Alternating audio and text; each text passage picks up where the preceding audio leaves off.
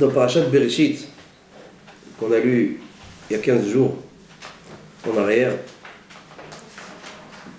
on a vu, bien sûr, tout le monde connaît l'histoire, que Adam Arishon, le premier être humain, et Hava, sa compagne, avaient reçu l'ordre d'Hachem, lorsqu'ils étaient encore dans le Gan Eden à Tahton, le Gan Eden terrestre.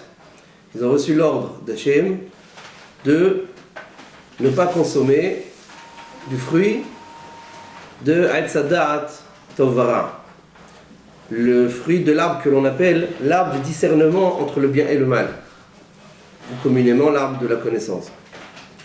Connaissance, qu'est-ce qui est bien et qu'est-ce qui est mal. Ce fruit-là, Hachem il leur a dit, vous ne pouvez pas manger de fruits de cet arbre-là. Vous pouvez manger de tous les fruits des autres arbres, mais pas de celui-là. C'est-à-dire, on sait ce qui s'est passé par la suite. En bref, et Hava s'est laissé tenter par le Yetzer Hara, par le Satan, sous l'apparence du Nahash, l'apparence du serpent. Finalement, elle a mangé. Elle en a aussi donné à son mari, Adam Arishon. En conséquence à tout ça, Akadosh Baruch Hu a décrété 3 malédictions. Une malédiction sur Adam Arishon, une malédiction sur Hava, une malédiction sur le Nahash, sur le serpent. Sur le Nahash, sur Hava d'abord, sur Hava, Akadosh Baruch Hu lui a dit Be'etzev teledi banim. Puisque tu as transgressé ma parole, alors la femme dans l'espèce humaine engendrera dans la douleur. C'est-à-dire qu'Akadosh Baruch Hu il a dit à Hava, à partir de maintenant, à cause de toi, eh bien toutes les femmes, lorsqu'elles accoucheront, elles devront avoir recours à la péridurale. Ce qu'il a dit, de la péridurale, voilà la klala de Hava.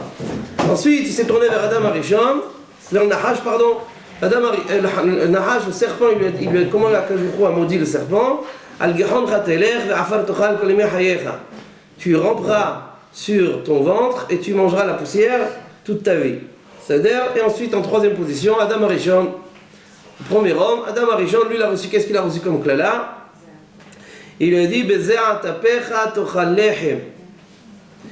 il lui a dit, à la sueur de ton front, tu mangeras le pain. Ce pasouk, on peut l'expliquer de 2 façons. À la sueur de ton front, tu mangeras le pain, on peut l'expliquer de 2 façons. Première façon, le pshat, pashout, l'explication la plus simple, littérale, c'est que Akadosh Baruch Hu avait un projet divin pour l'homme, pour la race humaine. Il avait un projet divin. Ce projet divin, c'était quoi? C'était, tu seras servi sur un plateau. Avant la faute originelle, avant la faute d'Adam Arishon, qu'est-ce qu'Akadosh Baruch Hu avait comme projet pour l'homme? Un roi. L'homme devait être un roi, il devait fournir pas le moindre, ne pas fournir le moindre effort, être servi sur un plateau, lui et tous ses semblables. Pour obtenir ce qu'il veut, il n'avait plus qu'à demander, qu'Akadosh Baruch Hu lui donne. Pas besoin de travailler, pas besoin de fournir des efforts, pas besoin de quoi que ce soit. Il y a eu la faute, boum, changement de projet, Akadosh Baruch Hu lui dit, ah bon, puisque c'est comme ça, maintenant, pour manger, maintenant pour ta parnassa, il va falloir que tu sues la sueur de ton front. Il faut que tu fasses un effort. Il va falloir que tu fasses des efforts pour aller obtenir ta subsistance. Ça, c'est la première explication la plus simple et c'est la plus connue. Maintenant, on peut avoir une autre lecture de ce pasouk. Et c'est quoi cette autre lecture? Bezeat apecha tochal lechem. À la sueur de ton front, tu mangeras le pain. Quelle est la nouvelle lecture de ce verset? C'est que le pain obtenu en définitif, je le devrai à la sueur de mon front. Lecture dangereuse de ce pasouk. Lecture dangereuse. C'est que si on prend les choses au pied de la lettre, on peut soit expliquer comme on a dit tout à l'heure, c'est-à-dire que c'est une klala, c'est une malédiction, tu devais être servi comme un roi, ben maintenant c'est fini, il va falloir que tu ailles bosser, il va falloir que tu ailles travailler, ok, ça c'est la première lecture, mais une deuxième lecture, elle est très dangereuse et elle est très problématique. Et cette lecture, elle persiste, elle est là. Ça veut dire que dans la finalité, il y aura le lehem, il y aura le pain, il y aura la parnassa. Et cette parnassa, elle viendra d'où? Elle viendra de la sueur de ton front. Oh. Supposons un instant que c'est ce que la Torah veut nous dire. Et d'ailleurs, cette deuxième lecture, elle est peut-être problématique et dangereuse, mais elle contredit en rien la première. Contredit en rien la première. La première, on peut très bien dire, eh bien, la première lecture, eh bien, je devais tout te servir sur un plateau, ben maintenant, il va falloir que tu fournisses des efforts. Et la deuxième lecture, elle peut venir en complément et dire, et finalement, ben, les efforts que tu auras fournis, ben, ils te feront obtenir ta parnassa. Donc finalement, si je m'arrête ici, la parnassa que j'obtiens à la fin, ce pain que j'ai obtenu à la fin, ben, finalement, je le dois Hasve Shalom, entre guillemets, pas à Kadosh Baruch Hu, mais à sur de mon front. On va imaginer, on va supposer que c'est le message que la Torah veut nous délivrer ici. Si c'est comme ça, on a une contradiction sur les bras. C'est parce que on a une contradiction avec un autre pasouk. Un autre pasouk de la Torah, dans Sefer Devarim, bien plus loin, à l'autre extrémité de la Torah, dans Sefer Devarim, Parashat Aikev, là-bas c'est marqué,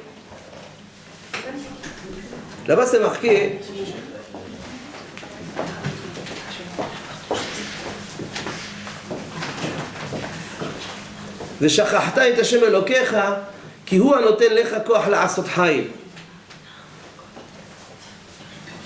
אל תאמר בלבביך כוחי ועוצם ידי עשה לי את החיל הזה. Il y a deux psukim là-bas qui contrediraient la deuxième lecture qu'on a eue de Bezerat Apecha Tochal Lechem.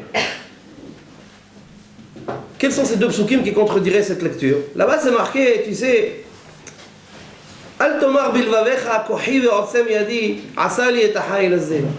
Ne va jamais dire, ne va jamais penser une seule seconde dans ta vie que c'est ma force et la puissance de mon bras qui m'a fait obtenir les résultats dans ma vie, qui m'a fait obtenir ma parnasa. Ne le pense pas une seconde. Et si tu le penses, ça s'appelle Veshachachta et Hashem Elokecha. Ça s'appelle que tu oublies Hashem ton Dieu. Alors on ne comprend plus. Qu'est-ce que la Torah veut de moi? D'un côté, elle me dit, d'un côté, la Torah me dit, dans Bereshit, la Torah me dit, à la sueur de ton front, tu mangeras le pain.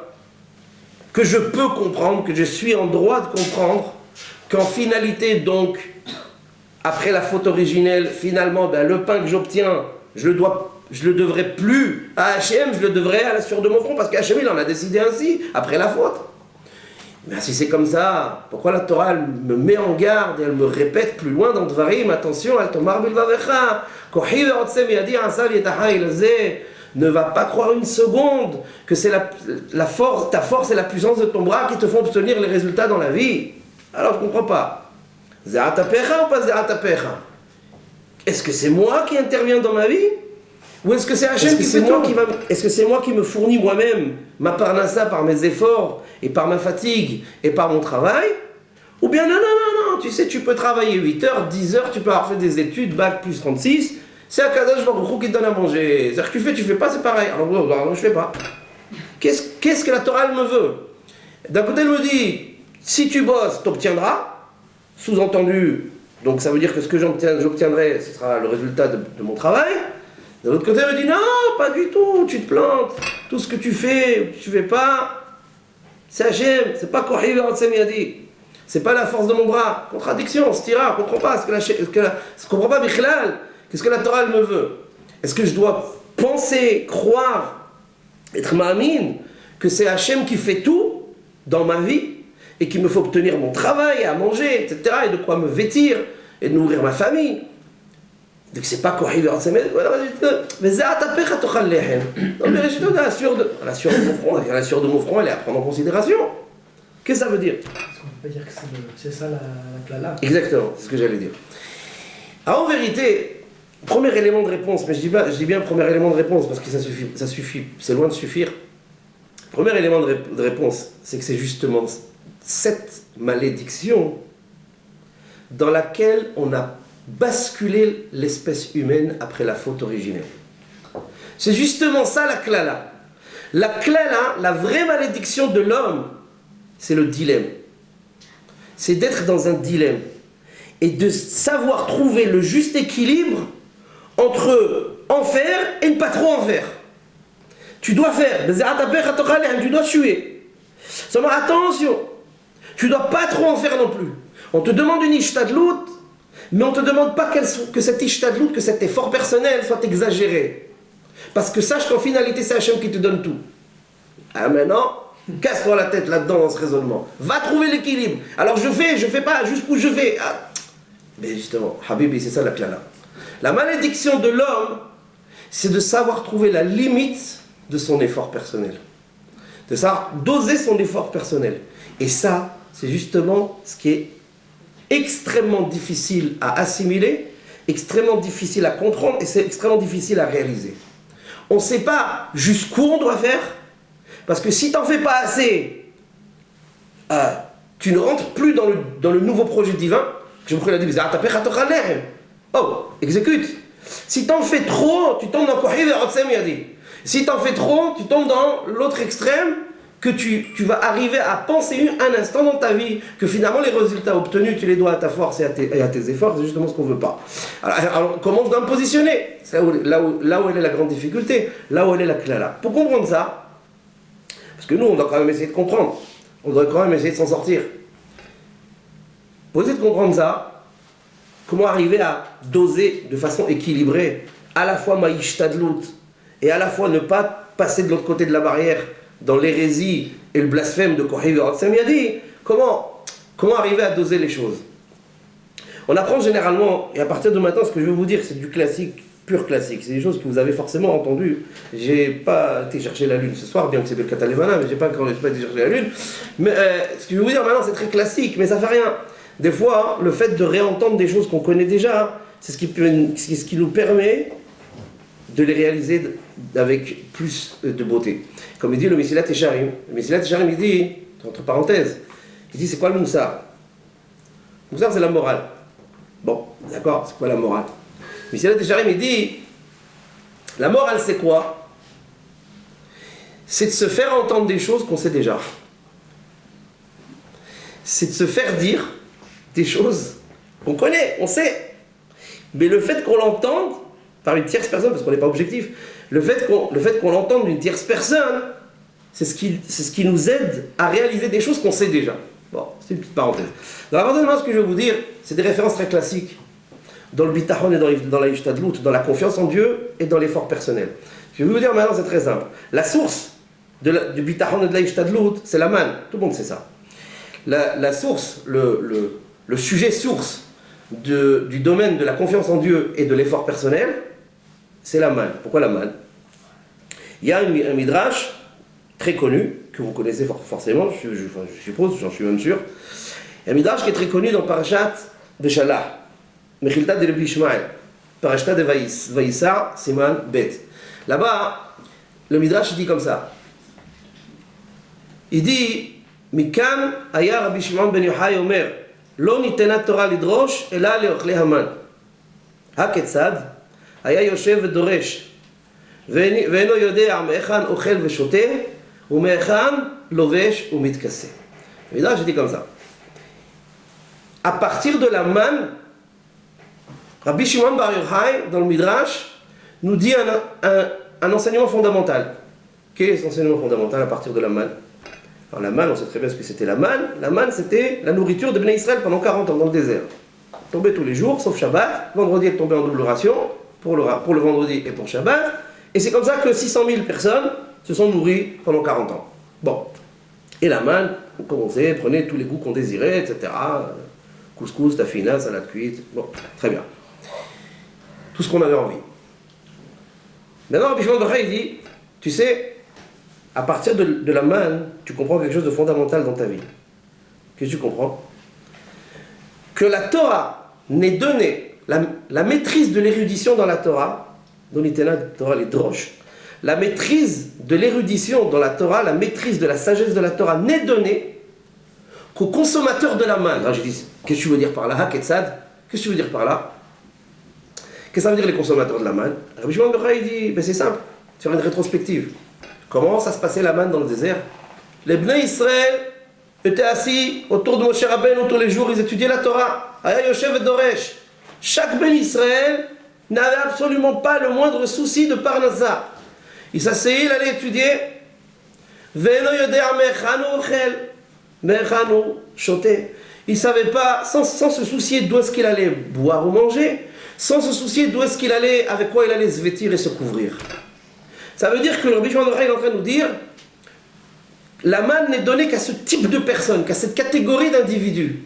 La manne n'est donnée, donc la manne, la parnassa, n'est donnée qu'à ce type d'individu qui ne se pose aucune question.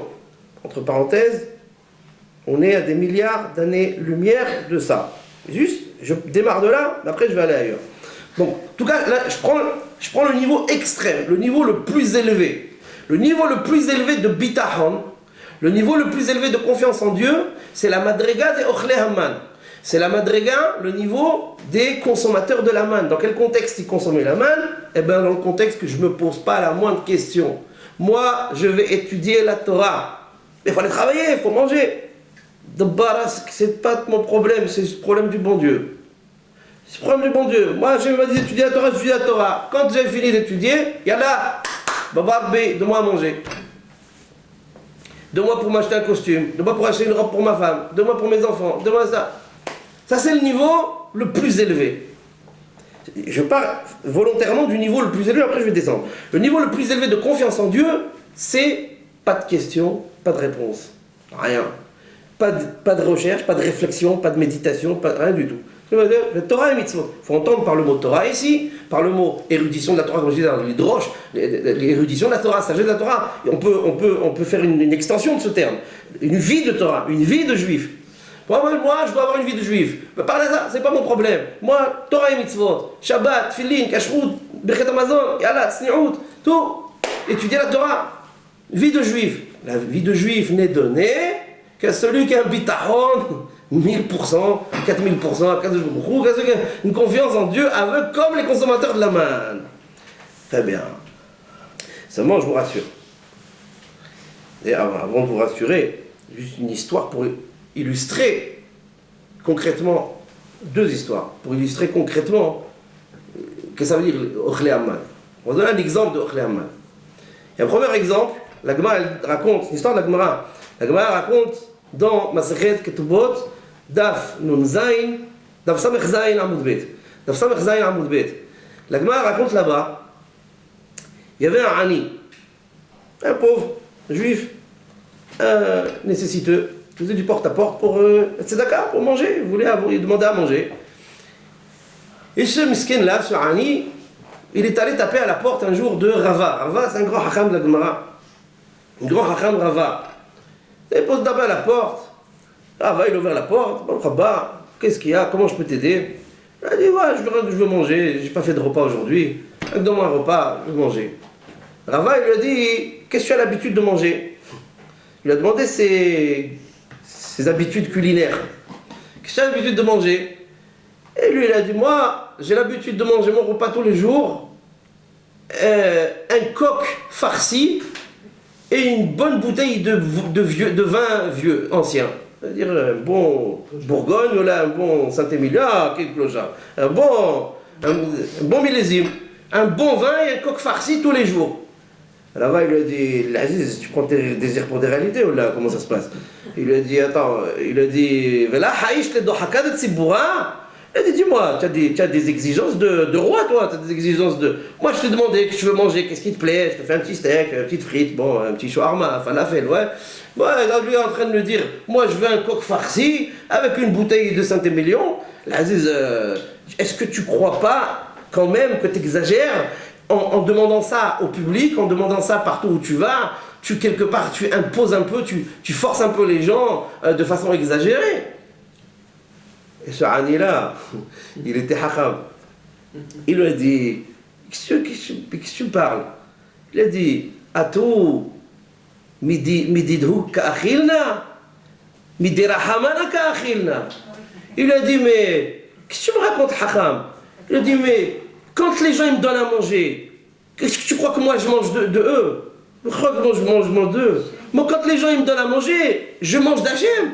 C'est à cause de vous qui me donne à manger. C'est pas les gens. D'où je sais. Il ne s'est pas contenté de lui dire ça. Parce que s'il lui dit que ça, c'est qu'une phrase. Il lui a dit une preuve de Tehillim. Il a dit, c'est marqué dans Tehillim, Kouf Memhe. On lit tous les jours. Dans Ashrei Yoshev Vetecha. C'est marqué là-bas.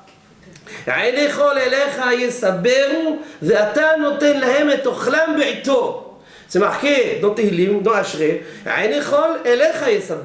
Les yeux de tous sont tournés vers toi. Ve'ata, et toi, Hachem, noten lahem et ochlam, tu leur donnes leur nourriture, be'ito, en son temps. Et là-bas, il y a une faute. On dirait qu'il y a une faute. C'est pas une faute. On dirait qu'il y a une faute. Quelle faute? Il a dit Be'tam lo ne'emar, ella be'ito. Là-bas, c'est pas marqué, parce que le pasuk il est au pluriel. Ils tournent leurs yeux vers toi, et toi, tu leur donnes leur nourriture. Donc au pluriel, ochlam. Ouais, ochlam. On aurait dû dire Be'tam. On aurait dû dire en leur temps. Alors, il dit, comme c'est pas marqué au pluriel, c'est marqué be'ito, c'est marqué au singulier. Mashma she'akadosh baruch hu noten lechol echad ve'echad parnasato.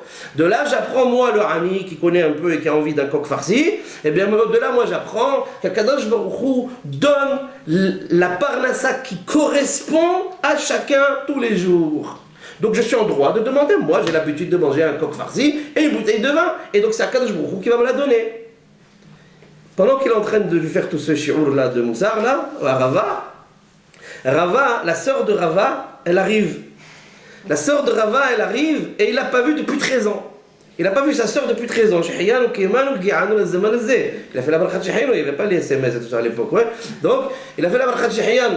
Rava, il n'a pas vu sa sœur depuis 13 ans. Et elle arrive, Rava, mon frère, Akhoya al-Aziz, ça fait longtemps que je ne t'ai pas vu. Et elle a, qu'est-ce qu'elle a amené? Des cadeaux. Comment on fait? Minhag d'habitude, on met des cadeaux quand on arrive les mains vides. Chômage, c'est honteux. Donc la sœur de Rava, elle est venue avec de la nourriture. Elle avait un panier. Qu'est-ce qu'il y avait dans ce panier?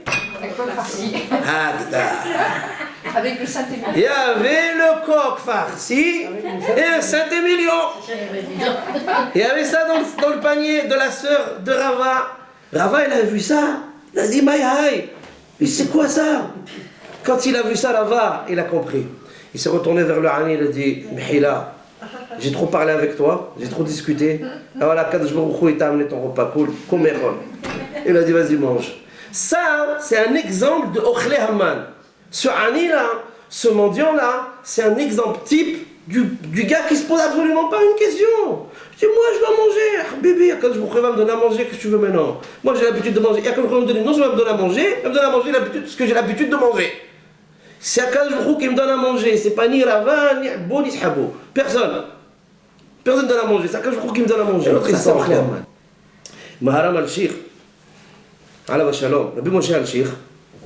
C'est plus récent. Il s'est fait 500 ans. C'est récent, 500 ans, c'est hier.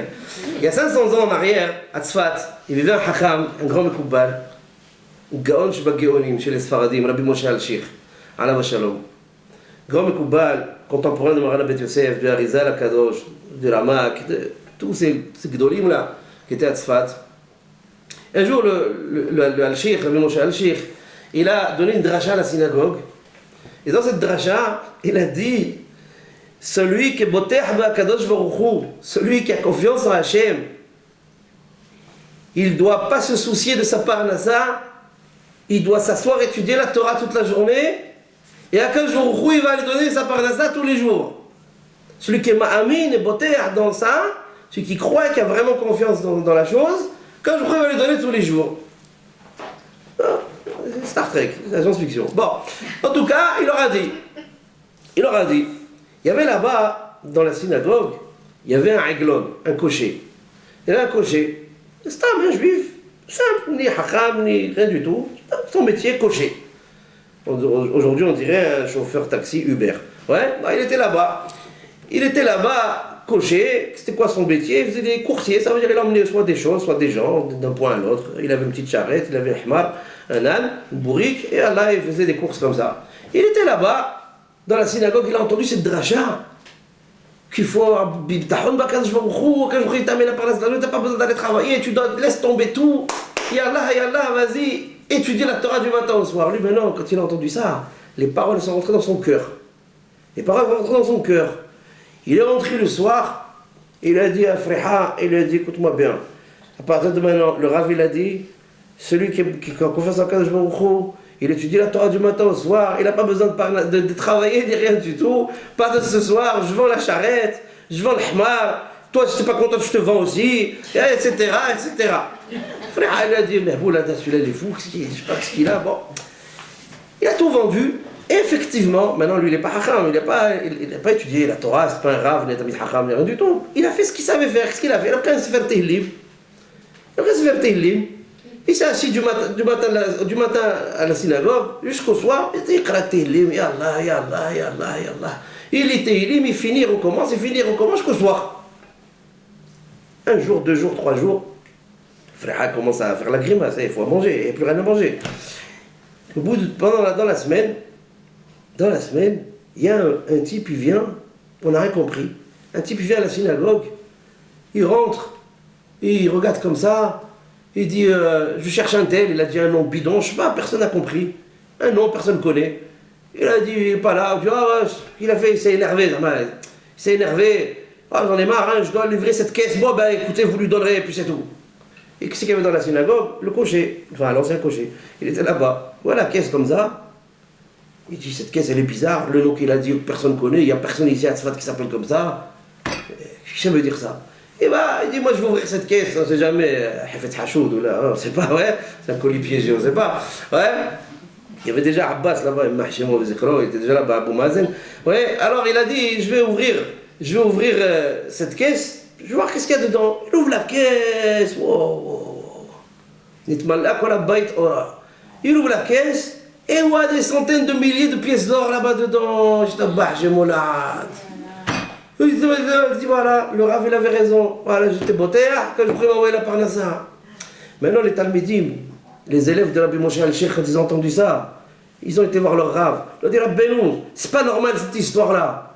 Il a dit, qu'est-ce que vous avez? Il a dit, ce qu'il a fait ce Eglon là, de tout abandonner, d'aller étudier la Torah et d'être beauté à Bachem, nous aussi on l'a fait, et ça n'a pas marché. On était obligé quand même de continuer à travailler. Pourquoi ça n'a pas marché? Il a dit, mais vous avez rien compris. Moi ce que j'ai dit, c'est à prendre au pied de la lettre, sans question, sans réponse, sans réflexion, sans analyse. Vous avez dû prendre ce que j'ai dit, avec oui, mais comment, mais attends, et machin, et ça marche plus, c'est fini. Tu viens de tuer l'affaire. Quand tu commences à réfléchir, ou à une demi-question, t'as tout fini. Bon, ça c'est un exemple. C'est des exemples, je vous dis volontairement, extrêmes, pour voir le plus haut niveau de Ochlei Haman. Le plus haut niveau de Ochlei Haman, c'est celui-là. Seulement maintenant, on va redescendre. Maintenant, on va redescendre sur terre. On va redescendre sur terre maintenant, parce que ça c'est bien beau la science-fiction, mais on ne vit pas là-dedans. Moi je crois plus en Goldorak depuis longtemps. Maintenant regardez, on va redescendre. Il y a un autre midrash sur la manne. Merci beaucoup. Abdou Khamir. تحول الخاشكنزي. بركة الله إلهين وملك العالم شيكون يبدو. Il y a un autre midrash sur la manne. Plus à notre portée. C'est marqué de Yalkut Shimoni. Midrash Yalkut Shimoni, Parashat Be'alotecha, Siman Tavshin Lamedhe. Remez Tavshin Lamedhe. Là-bas, c'est marqué comme ça. Le Midrash, il dit la manne, dans la Torah, elle est mentionnée 3 fois. 3 fois, on parle à 3 endroits différents de la Torah, on parle de la manne. Et à chacune des 3 fois, sous une appellation différente. On la qualifie différemment. 3 fois. Par exemple, dans Parashat Beshalach, premier endroit qui apparaît, où la manne elle apparaît dans la Torah, Parashat Beshalach, là-bas c'est marqué, la manne on en parle en termes de lehem. Vayomer Moshe alehem, hu al-lehem, asher natan Hashem lachem leochla. Moshe Rabbeinu nous présente au Bnei Israël la manne sous le terme lehem, pain. Il leur dit c'est le pain qu'Hachem vous a donné pour manger. Bon. Et dans Parashat Be'alotecha, c'est faire Bamidbar, il y a là-bas les 2 autres fois.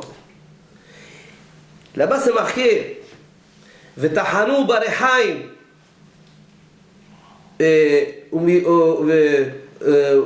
ומדחו במדוחה ובישלו בפרור ועשו אותו עוגות. là-bas, דחו במדוחה ובישלו בפרור ועשו אותו עוגות. Là-bas, on parle de la manne de 2 autres façons. Dans Beshalach, lehem, du pain. Bon. Dans Be'alotecha, 2 autres façons différentes. On nous dit, d'une part, on nous dit Vetahanu barechaim v'dachu b'medocha v'yishelu b'parur. On nous dit que la manne, il fallait la moudre il fallait la concasser, et il fallait la cuire, et puis après il nous dit Ve'asu oto ugot. La manne c'était aussi des pâtisseries, ugot, des gâteaux. Alors on ne comprend pas. La manne, c'est du pain, ou la manne, il faut se casser la tête pour l'obtenir, moudre, écraser, cuire, ou bien la manne c'est du gâteau, sans jeu de mots. Ouais. Ou bien la manne c'est du gâteau. Et regardez, qu'est-ce que le Midrash il donne comme réponse extraordinaire. C'est un coup de Shimoni Mefourash. Il dit La tzaddikim lehem, la resha'im vetahanu barehaim, la benonim ugot. Il dit le Midrash, pour les tzaddikim parmi les Bnei Israël, la manne était comparable à du pain. Qu'est-ce que ça veut dire du pain? Du pain frais qui vient d'être cuit, c'est-à-dire nourrissant, rassasiant, fortifiant, il y a tout dans le pain. Le pain c'est l'aliment principal, l'aliment le plus important pour la santé de l'homme. Quelqu'un qui ne mange pas de pain, jamais de pain, même s'il fait le régime, c'est pas bon. Même les nutritionnistes lui disent un peu de pain quand même, de temps en temps un peu de pain. Shabbat, c'est obligé de manger du pain, 3 repas. Bon, manger un petit peu de pain, c'est pas obligé de manger une baguette comme moi tous les jours, mais tu es obligé de un petit peu, kazaït, kabetza, bon, manger un petit peu de pain. Le pain c'est important. Et le pain, quelqu'un il n'a rien à manger, mais il a au moins du pain, il reste en vie, il est en bonne santé, enfin, aux 3/4 de sa santé, il est bien, il va bien. Ouais. Il a tout ce qu'il veut, mais il n'a pas de pain, au bout d'un moment, il va avoir des carences, il va avoir des trucs. Donc le pain, pour les tzaddikim, la manne, c'était comparable à du pain. Entendez par cela, c'était le top. C'est-à-dire la manne, c'était le top du top. Le top du top. Il y a tout dedans. Le pain, il y a tout ce qu'il faut. Bon. Le sha'im, la manne, pour les Réchaïm, la manne, c'était pas du prêt à consommer, même dans le désert. Les Réchaïm là-bas, cette manne, il fallait qu'ils la prennent, qu'ils la mouent, qu'ils la font cuire, qu'ils la préparent, etc., qu'ils travaillent, qu'ils s'investissent pour obtenir quelque chose. Et les Bénonim, c'est qui les Bénonim? C'est nous. Les Bénonim c'est 50-50. Hetzi. Moitié-moitié. Il n'est pas complètement tzaddik, gambo, il n'est pas raja. Entre les deux. Benonim ugot. Pour les Benonim, pour cela, le niveau intermédiaire entre le tzaddik et le raja, pour eux la manne c'était comme du gâteau. Comme des pâtisseries. C'est quoi un gâteau? C'est quoi des gâteaux? C'est bon, c'est agréable, mais ça ne nourrit pas. Quelqu'un ne mange que des gâteaux, il va se bourrer, mais il ne se nourrit pas. Ça veut dire que quelque part, il a des manques.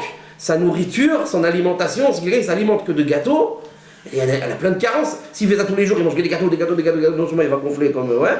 Mais en plus, il ne se nourrit pas réellement, il se fait même, avec le temps, il va faire du mal. Il sort du mal. Donc le gâteau, c'est pas mal, c'est bon, ça nourrit un peu, ça rassasie pas mal, mais c'est pas encore l'idéal pour l'homme. C'est pas non plus la pelle et la pioche comme les Réchaïm, qu'il faut que la manne il la travaille, etc. C'est pas non plus le top des tzaddikim, c'est gâteau. Alors ça veut dire comme ça. Ça veut dire qu'en fait, que la parnassa que tu as, elle est à l'image du bitachon que tu as. Elle est à l'image de la confiance que tu as en Dieu. Celui qui a le niveau extrême que j'ai dit, le tzaddik gamour, confiance totale, parfaite, sans la moindre question, sans la moindre réponse, sans la moindre hésitation, sans la moindre réflexion. Celui-là, il obtient une parnassa, pain, lehem. Ça veut dire le top. Ça veut dire il manque de rien. Ça veut dire il est bonne santé. Ça veut dire sa parnassa. Quand je dis ici parnassa, il ne faut pas entendre chiffres. Il faut entendre qualité de vie. Il faut entendre qualité de vie. Sa qualité de vie est comparable à la qualité de vie du pain. À la qualité de vie quand on se nourrit de pain. Sa qualité de vie, son bonheur, son shalom bayit, son hinour de ses enfants, son évolution, son épanouissement, l'épanouissement de sa famille, de son foyer, de ses enfants. Tout ça, c'est à l'image du pain. Parce que son bitachon, il est total, entier envers Hachem. Celui qui a une parnassa mi'ouja, tordue, pourrie. Qu'est-ce que ça veut dire une parnassa pourrie? Vous savez c'est quoi une parnassa pourrie? C'est pas une parnassa où on a des manques. C'est pas une parnassa où on manque de l'argent. Non, pas du tout. Ça s'appelle pas une parnassa. Ça s'appelle être chômeur. Et une parnassa pourrie, c'est quoi? c'est le gars qui travaille, qui gagne de l'argent et qui m'chenève 24 heures sur 24. C'est celui qui gagne de l'argent, qui manque de rien et qui n'est pas heureux. Parce que le bonheur, c'est un autre problème, c'est un autre monde que la parnassa. Celui qui a une parnassa de ce type-là, c'est la parnassa du rachat. La parnassa du rachat, c'est celui qui... La manne, oh là là, la manne, c'est pas prêt à consommer, il faut travailler, il faut... jusqu'à que tu vas arriver plus ou moins à tirer profit. Ça, c'est les gens qui ont tout ce qu'il faut. Et vous avez remarqué quelque chose. Moi, je sais pas, je suis peut-être plus bête que la moyenne. Mais j'ai remarqué un truc. Les gens les plus blindés, c'est ceux qui font généralement le plus la tronche. Généralement, il y a des exceptions. Généralement, bon, en tout cas, les blindés que je connais, et je pense que j'en connais pas mal dans le monde, en tout cas, j'en connais pas beaucoup qui sourient. Pourquoi? Ça coûte cher.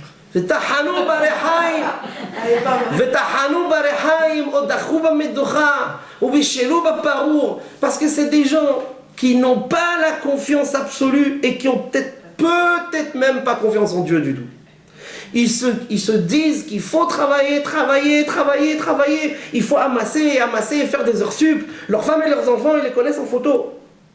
En photo, ils les connaissent. Ils sont jamais là le soir, ils sont jamais là le week-end. Un week-end sur deux, ils sont pas là. Et les déplacements, et ceci, et va te signer un contrat là-bas, et vas-y. À la fin, ils ont l'argent, mais leur parnassa, elle est pourrie. Leur parnassa, elle est pourrie, complètement pourrie. Elle est pourrie, ça veut dire elle est à l'image de leur bitachon.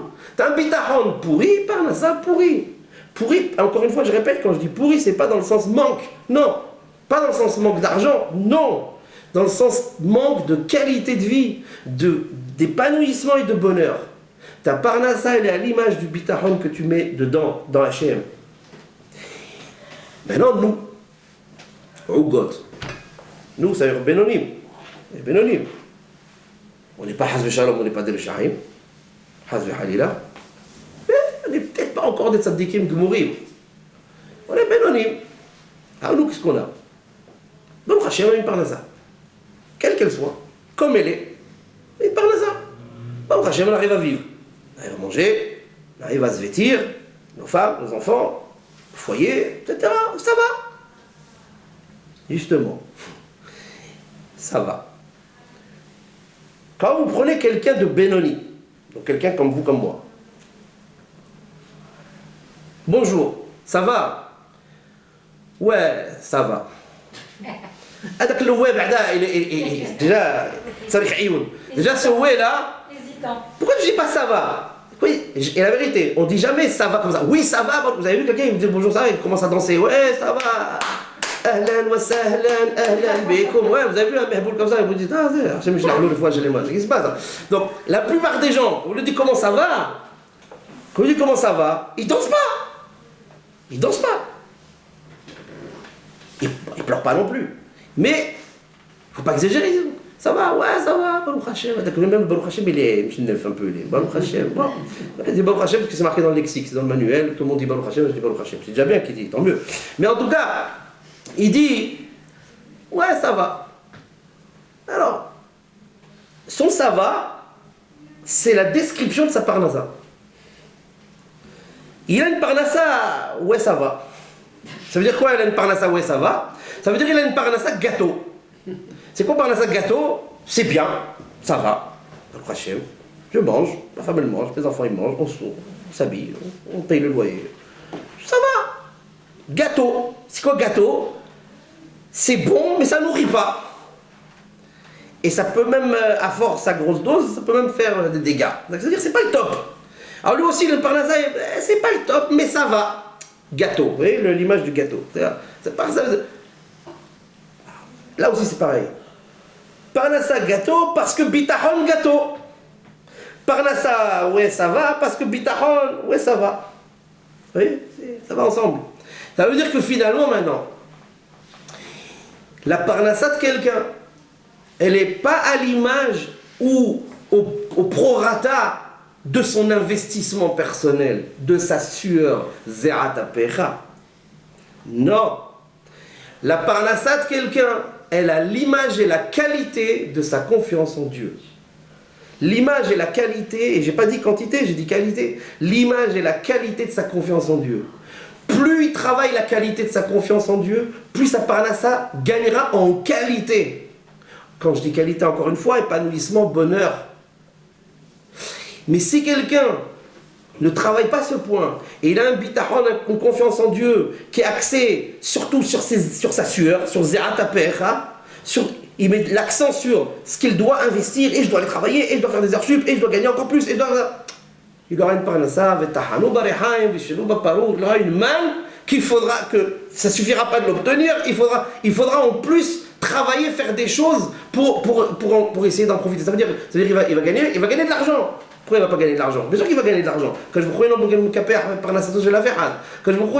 ne retire pas la parnassa de personne. Quand je vous crois, il donne la parnassa à tout le monde. Chacun, il lui donne la parnassa d'une certaine façon et dans un certain contexte différent des uns des autres. Lui, comme il se pose trop de questions, comme il base tout sur sa sueur et son investissement personnel, alors que je vous crois, il te dit, puisque tu vas travailler, tu vas obtenir la parnassa, il n'y a pas de problème, je vais te la donner. Mais simplement juste, que tu vas en profiter, il va falloir faire beaucoup d'efforts. C'est l'argent que tu vas gagner beaucoup d'argent. L'argent va partir dans les avocats, il va partir dans la pharmacie, il va partir dans ça, il va partir dans... Finalement à la fin, il lui reste juste ce qu'il faut pour vivre. Pourquoi? Tu as oublié on t'a demandé de suer, ça veut dire maintenant en clair, en conclusion. Quand je vous qu'est-ce qu'il me demande? Et c'est ça, et j'ai dit tout à l'heure, on a dit tout à l'heure, c'est ça justement la klala. La klala, c'est le dilemme dans lequel on a été basculé depuis la faute originelle. Le dilemme dans lequel on a été basculé, c'est comment doser. La Torah exige de moi que je dois faire un effort, mais attention, je ne dois pas trop en faire. Mais qu'est-ce que ça veut dire le trop? C'est quoi le pas trop? C'est quoi le trop? Qu'est-ce que ça veut dire? En fait, c'est ça. C'est que, quand je vous te demande de suer, mais cette sueur n'a pas été quantifiée par la Torah. La ishtadlut n'est pas quantifiée. Cette ze'at HaPecha, elle n'a shi'ur. Quand je vous n'a pas donné une quantité, il n'a pas dit combien il faut suer. Quand je vous l'a pas dit. Quand je vous de ce qu'il est doresh mimcha, de ce qu'il exige de toi, c'est que tu sues. Tu sues un peu, beaucoup, moyennement. Quand je vous il te demande pas plus que ça. Quand je vous demande que tu fasses une ishtadlut. En fonction de ça, t'auras lehem. Mais si tu quantifies, voilà, si toi, tu viens et tu quantifies cette sueur, tu dis non, pour arriver à ce lehem, il faut suer beaucoup, tu tombes dans tu tombes dans l'autre extrême dans laquelle je ne veux pas que tu tombes, c'est-à-dire tu vas t'attribuer gloire et honneur, et c'est grâce à mes efforts, parce que j'ai sué beaucoup, j'ai décidé qu'il fallait suer beaucoup. Quand je prie, il m'a pas dit de suer beaucoup. Moi, j'ai décidé qu'il fallait suer beaucoup, et alors c'est moi qui m'a fait obtenir tout ce que j'ai obtenu. Et c'est ça le problème. En fait, quand je vous demande une ishtadlut, et comme j'ai dit tout à l'heure, cette ishtadlut, elle n'est pas quantifiée par la Torah. Hachem, il n'a jamais quantifié cet effort personnel. Il n'a jamais quantifié cette sueur. Il a demandé de tuer. Qu'est-ce que ça veut dire tuer? Imaginez quelqu'un, il est sans travail. Il n'y a pas de travail. Il cherche un travail. Je sais pas qu'est-ce qu'il fait. Il fait la grâce matinée jusqu'à 1h de l'après-midi. Et quand il se lève à 1h, il va sur la face du bouc pendant toute l'après-midi. Ouais. Jusqu'à 6h du soir. Quand à 6h du soir il a fini de bouquer sur la face, qu'est-ce qu'il fait? Il sort, il prend une douche, il va sortir avec ses copains. Oh là, ses copines, ménage. Ouais. Et comme ça, jusqu'à minuit, 1h du matin, et il recommence le lendemain, et ainsi de suite. Et après je dis, celui-là, à quand je vous roule, tout le monde parle à ça. Et il prie. Dans chez Marcoleno, il dit que je vous roule, demande la parole à ça. Quand je lui dis, dis-moi, tu m'as pris pour une poire. Dis-moi, tu m'as pris pour une poire. Oh, je t'ai demandé de tuer un peu. Quand je vous crois, c'est pas l'apport de personne. Ça veut dire que c'est pas une poire. Il faut que tu fasses un petit effort ou un moyen effort. Peu importe. Il faut que tu fasses quelque chose. Ça veut dire que finalement, celui-là, si finalement il se raisonne, il dit, bon, ce matin, au lieu de dormir jusqu'à 1h, je vais dormir jusqu'à 11h. Et à 11h, je se lève. À 11h, il se lève, et il prend le journal et il fait des petites annonces. Et il annonce, il coche, il commence à appeler, là-bas, une chaîne fa, il raccroche au nez, tac, hop, là-bas, là, et il coche, et il cherche. Celui-là, qu'est-ce qu'il lui reste pour trouver le travail? La tfila. Après, il faut qu'il prie. Il y a ishtadlut, tfila. Il y a l'effort personnel. Et la tfila, celui-là, quand je prie, il lui donne son travail. Mais, Bon, s'il se lève un peu plus qu'11 heures, c'est quand même un peu mieux. Bon, bref, pas grave. Mais déjà, s'il fait ça, c'est déjà pas mal. Si déjà il fait ça, il jette de l'autre et il prie, à quel jour il lui donne la parnassa.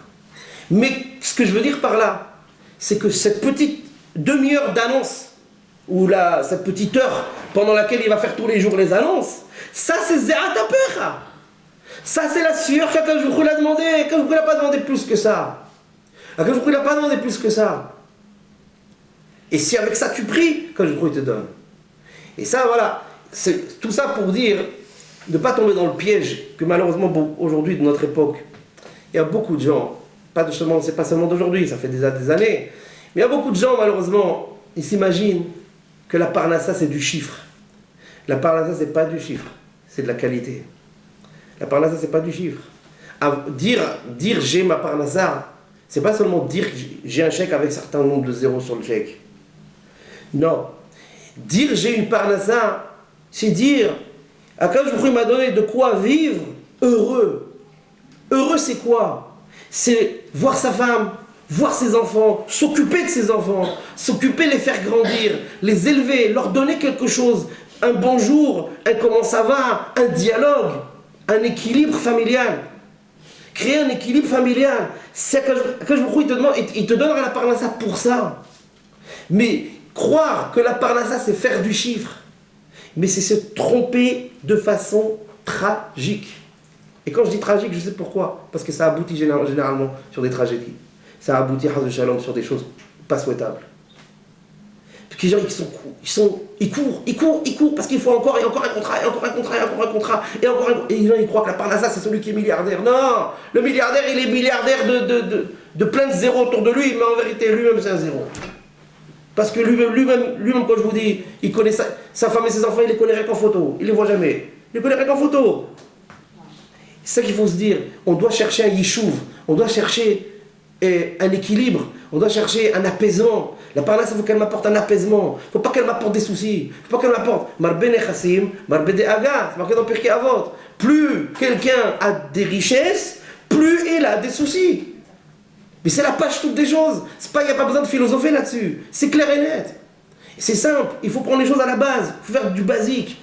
Et le basique, c'est ça. Le basique, c'est je dois demander à Kadosh Baruch Hu de me donner une parnassa, mais pour être oved oto belevav shalem, pour pouvoir le servir comme il faut, pour pouvoir être yéré shamaim, pour pouvoir élever mes enfants dans la Torah, pour pouvoir donner du shalom bayit à ma femme, pour pouvoir donner de la simha à ma femme, pour pouvoir donner... C'est pour ça que je veux de la parnassa. Je veux pas de la parnassa pour être milliardaire. Azov, garde la parnassa, je veux pas. Pas besoin. Et c'est ça qu'il faut se dire, la vraie parnassa et la vraie demande de la parnassa, la vraie recherche de la parnassa, c'est justement, Akadosh Baruch Hu, vous savez qu'est-ce que... Bah, vous allez me dire, vous s'en foutez, mais pas grave, vous le dites quand même. Vous savez ce que je demande dans ma tefila de la parnassa? Akadosh Baruch Hu ne m'en donne pas trop, j'en veux pas trop. Akadosh Baruch Hu, je veux pas trop.